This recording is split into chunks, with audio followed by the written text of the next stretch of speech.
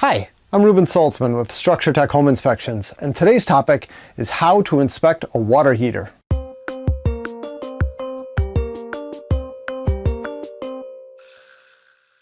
Now, yeah, I know, the audience for this is probably going to be mostly home inspectors, but who cares? This is good information for any handy homeowner to have, and that's why I'm covering it.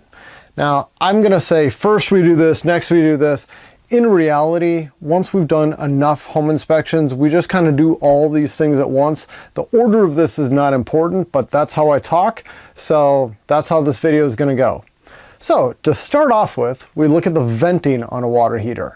For this particular water heater, it's a power vent. It's got this fan that sits at the top that sucks the exhaust gases out of the water heater, and then it pushes them up this plastic pipe and out the side of the house. Now, a lot of people will call this power vent water heater a direct vent water heater. It's not. Direct vent means it's going to be a two-pipe system. It takes all of its combustion air from the outside. That's not what this is. Don't call it a direct vent. This is a power vent. Now, for inspecting the actual vent, my advice would be follow the manufacturer's installation instructions.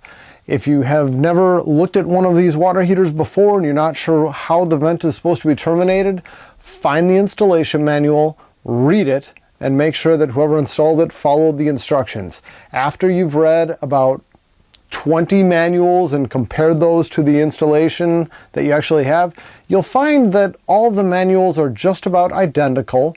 All the clearances that manufacturers require are very similar, and you start to have a really good sense of what should and should not happen. I'm not going to get into all the specifics here because that would be a 20-minute video all on its own. And for natural draft water heaters, we do a draft test, a worst case draft test, which I'm going to have to make a completely separate video on because that in itself is a long topic too.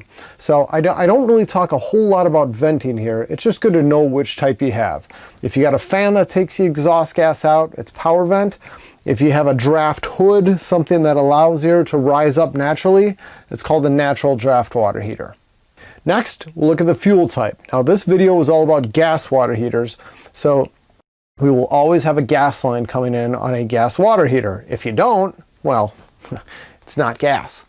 So for this one, we've got a gas line coming in. We're going to follow this all the way down, and I'm looking for a shutoff valve.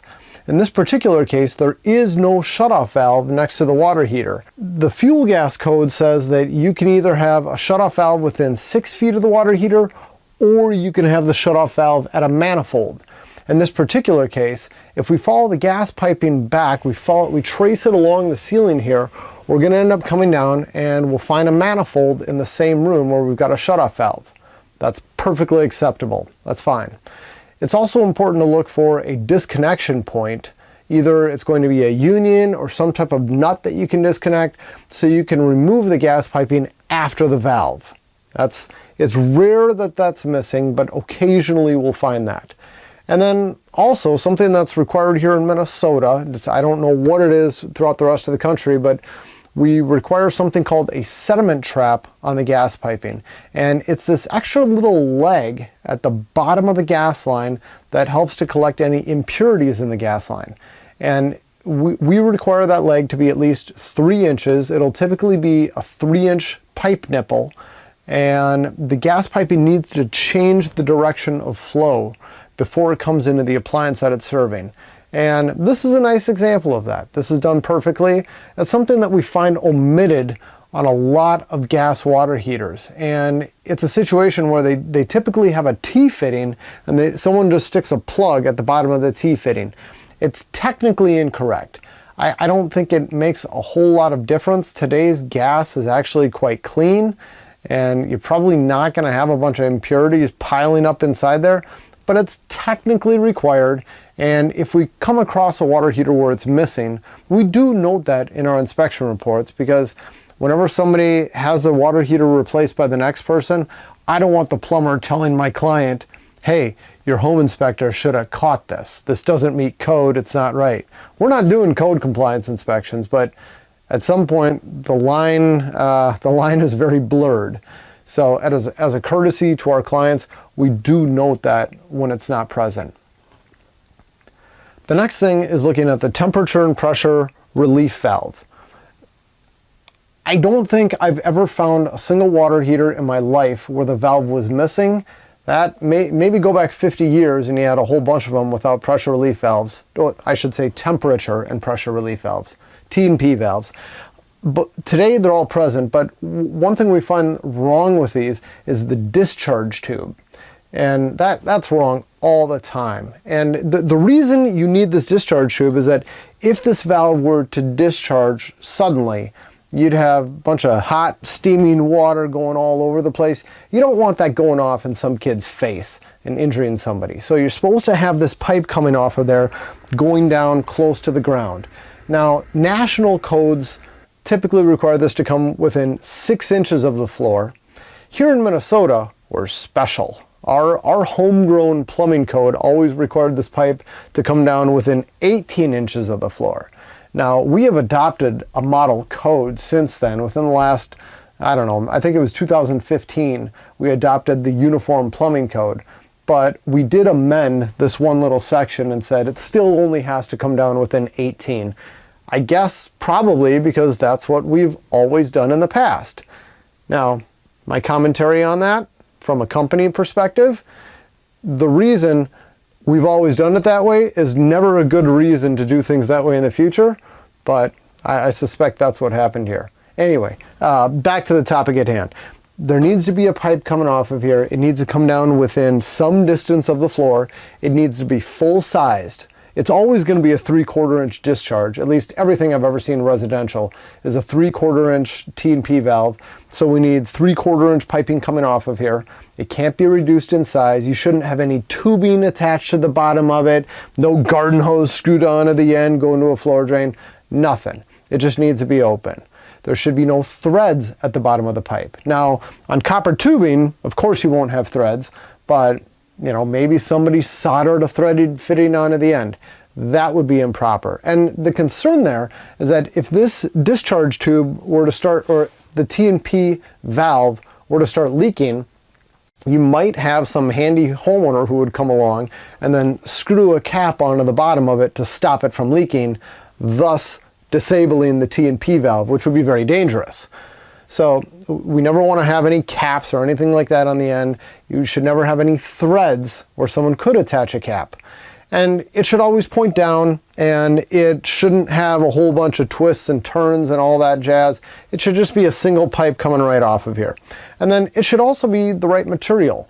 The two most common types that we used to always see would be galvanized steel, that's threaded pipe, or copper tubing.